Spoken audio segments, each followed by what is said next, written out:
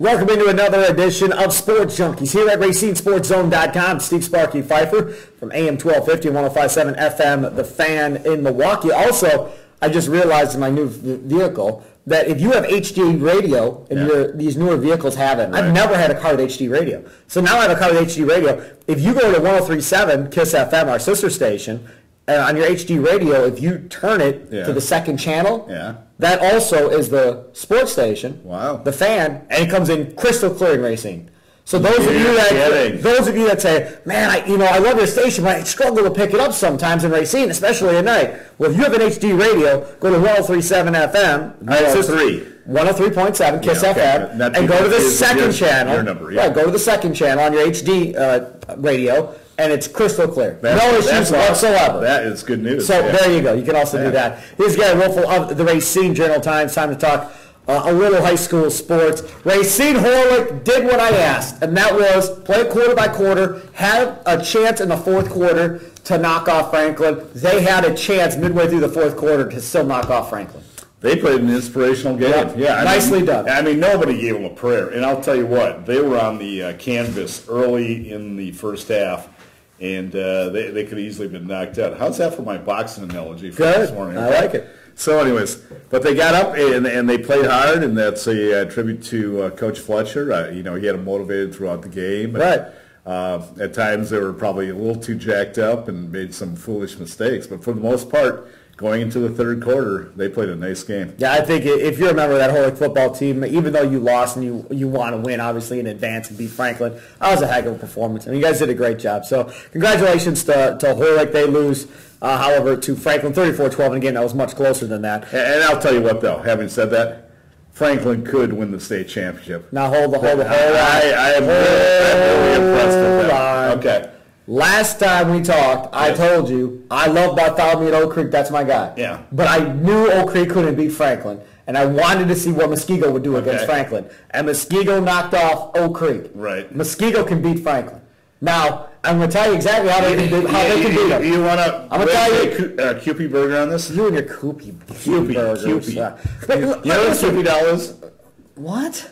That's what the place is named after. These Kewpie dolls.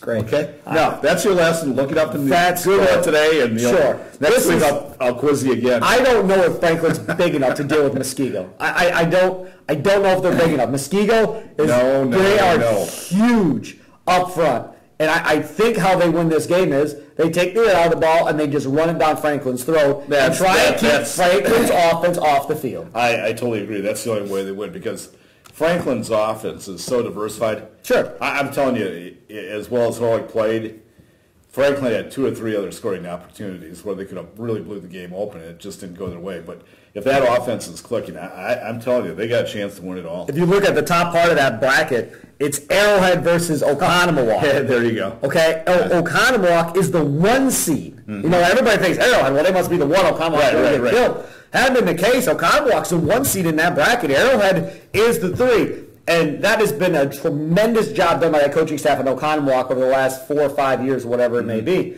Now, having said that, I can't take Oconomowoc. I still have got to take Arrowhead. And I know it's not been, it's been an off year, I guess, for Arrowhead by Arrowhead standards. Yeah. But I'm still rolling with the University of Arrowhead.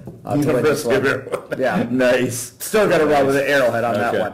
All right, so Division II, we move on here. And Waterford takes care of business. And my guys, I had 2 teams coming into this season. Both Waterford and Catholic Central. Thank you very much. You did. Nicely done. And Waterford takes out Union Grove, and Union Grove, again, they had a chance too. They lose 28-20, and a heck of a season by Union Grove. Kind of like Horlick to a degree, but I kind of want to say Union Grove was even more impressive. We've seen Fletcher Horlick teams be good and be in the playoffs. Union Grove's had been a little bit of a downstretch here. You get a new coach in the very first year of the new coach. You're absolutely right. Craig McClellan came in and elevated that program to another height, and tremendous coaching job. Yeah, A-plus coaching job at Union Grove. And I've said it before, and I'll say it again. I think, and I've had a couple of coaches tell me they think Union Grove can be a power for years and years to come. So I thought you were going to say Union Grove still doesn't have electricity. Well, that I don't know. I haven't been there in a while. I don't. Well, if they don't have electricity, they love you in Union Grove. They're saying Fifer for mayor. Oh, sure. All right. So Union Grove loses to Waterford, but now Waterford gets Waukesha West. Yikes! This is going to be a street fight. That's how I'll say it. It's going to be a street fight. Both of these teams are very physical. Both of these teams tend to have good defenses. The offensive line play is always very, very good at Waukesha West, as long as Coach Rux is the coach over there. Always got good college, good offensive line play. I think Rux should go to college and coach in college. Steve Rux is one of the best high school coaches we have in the state of Wisconsin. And Balkan's done a hell of a job at Waterford, not taking anything away from Waterford. I don't know who to pick in this game. I'll say coin flip. I'll pick Waterford because I used to live in Waterford and I love Waterford. There you go. Good reason. So I'll pick Waterford. I think it's going to be close. Your logic is right on again. Because I live in Waterford. Yeah, that's all I got. Because West is good. I think they're both very good. You know, I've been on Waterford's bandwagon from the start of the season, and I'm still on it. And they have had difficulty playing Waukesha West at Waukesha West. Which, by the way, tell me, Mr. Prep Guru, why are they playing at Waukesha West again and never at Waterford? West is the 1 seed. So the 1 seed gets the host automatically. I believe so. I'm looking at the rest of these. That's ridiculous. Yeah, the 1 seed is hosting at every matchup. Yep. Everyone so far through the first 2 divisions has a 1 seed. You know what? Hosting. The better seed. Like on the other side of the bracket, Chippewa Falls is a 3. They're taking on Menominee the 4, who upset the Pier the 1. And the 3 is hosting Chippewa Falls. So the better seed hosts. So my theory on that, though, is that for the championship game, they should play it on a neutral site. Because Waukesha West has had the speed. Not a championship game. Huh? It's not a championship game. They got to win another game before they get to state. Correct. So there's 2 games left. Correct. But nevertheless, when you get this deep into the playoffs, play them on neutral sites. Okay, look. Play them at UW Whitewater or something, you know? Stop. Why? And I know you're a Whitewater guy. Thank you. But listen to me for a second. Go Warhawks. I'm fine with... Another national championship is on the way. I'm fine with the 1 seed having home field here. Now, if you want to say in the next matchup, that should be a neutral before you go to state. That I'm fine with. So it's Waunakee and Badger. Go Badger, by the way. Waunakee and Badger is the 1-2 seed in the next one. That's at Waunakee. That's going to be a tough game for Hensler and Badger. And to be honest with you, I don't think they can beat Waunakee. That running back. Well, sorry to interrupt you, but who did Waterford play last week? Not this past Friday. Before Union Grove, they beat Tosa West. Okay, just to tell you what a sham this is, okay? A sham? Yeah, the seeding part of it, okay? Okay. And I talked to Bakken after the game. You know what the coach, who did they play against? We talked about this last week. That's a sham, though. Stop. To say they're the 3rd seed. You just win. You win and you play who you're supposed to play. Fine. So let's say he wanted to be the 2 seed. They'd still be there. They'd still be in the same position. They still got to face West. Nothing changes. Okay. I mean, that stuff, I'm sorry. Look, and I understand if you're going to cry and complain about not getting your right seat. I'm not even a coach. Yes, you're crying on behalf of the coach. No. At some point, your team just has to beat the team in front of you. And Waterford has done that. You know, if I agree with him, I wouldn't have agreed. Did Bakken want to be the 1 seed instead of Waukesha West? No, at the very least, he should have been 2. Okay, fine. So he's still in the same spot. You know what? We're running down the time. We're in the 2-minute warning. Listen to me. We still got to get to Catholic Central. Hold on. If he would have been the 2 seed, Gary. Yes. I know where you're coming from. Who would they have played in the first round? Who did they play in the first round? Tell me. Union Grove. Okay. So instead of winning Union Grove in the second round, in my opinion, you would have had a much tougher matchup in the first round. Because Tosa West, stop. I mean, that was a bye week. All right. Seriously. So anyways, who are you picking? I told you Waterford. Okay. Not for any football knowledge whatsoever. I think it's going to be a great game, but as you mentioned, I think this time Waterford's going to get them, though. I love their defense. See, just something really quickly on their defense. 2 shutouts in the last 4 games, okay? This kid named, see, I come prepared here, David Vansimer, right? 10 games. You know how many tackles he's got? 89 tackles. That's really good. That's really impressive. Then they got Ben Mikulowski, who's got 78. So those 2 guys are studs. The other thing I like about Waterford real quickly, this is unreal too. They got 1, 2, 3, 4 running backs with more than 372 yards. That's outstanding for a high school program. So Coach Bakken, good luck. Yeah, watch out West. It's going to be a tough matchup. Division 3, Catholic Memorial, the local team that is still left there. They take on the number 1 Kewaskum.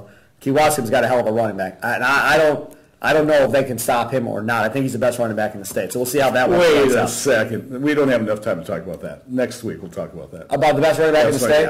Yeah. I think it's the kid at Kewaskum. I don't know if you've seen tape. Have you seen the kid at Northern Grove? Well, the kid at Kewaskum. That guy's putting up Jim Brown numbers. That's good. But the kid at Kewaskum's been on ESPN for best play of the year and everything else. Oh, excuse me. Kid is a stud. Okay. So that is that. There's nobody left in Division 4 worth talking about. Now we're getting to the best Division in 5. Southeastern Wisconsin. Division 5, Marshall takes out St. Cat's. So my prediction for state champs for St. Cat's goes out the window. They lose 27-6. I think who deserves a lot of credit, and I know it's not a Racine school, Shortland Lutheran taking out the 1 Cedar Grove. And they took them out 21-14. They're still alive now. Now they get the 3 seed Marshall. Shortland Lutheran is the 5 and has a chance to be 1 game away from state if they take care of Marshall. There you go. That's a big win for Shortland Lutheran in that program. Okay, are we going to get to the best running now we get to Division Southeastern Wisconsin? Now we get to Division 6. You're talking about the guy at Pectonacia Argyle? Pectonacia. Is that how you say it? Pecatonica.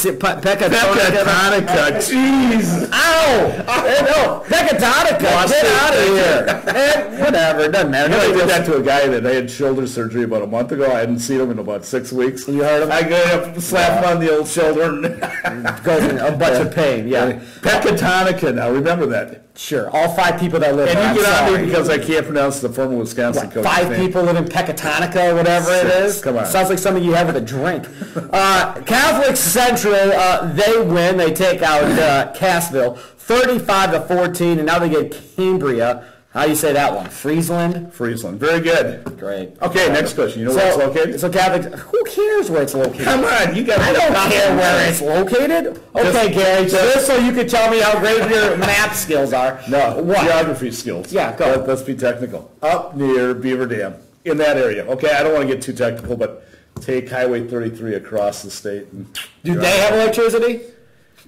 That's questionable. Oh. I mean, I know Union Grove has it now. That we're positive of. Yeah. Catholic Central takes on this place near Beaver Dam next. I'll take Catholic Central. I have been taking Catholic Central before the season started, and, you know, I'm their biggest cheerleader right now, so without a doubt. And they have to go play at this place. They're state champions. I'm going on record as saying they got the best running back, maybe best football player in southeastern Wisconsin at Cole Kreskin. That kid is a monster. He's great. Yeah, he's very good. And if he brings his A game, this team is on its way. I don't know. But in the other matchup, the game's at Bangor. Bangor. Banger. There you go. That'll do it for another edition here of Sports Junkies here at RacineSportsZone.com. Highly entertaining and Platonica? Is that what you were saying? Pecatonica. Whatever. See you guys later. All hate mail from Pecatonica goes to Steve Fifer. What? You can email me? You get 5 of them, so relax. Probably write me a letter and send it in the mail.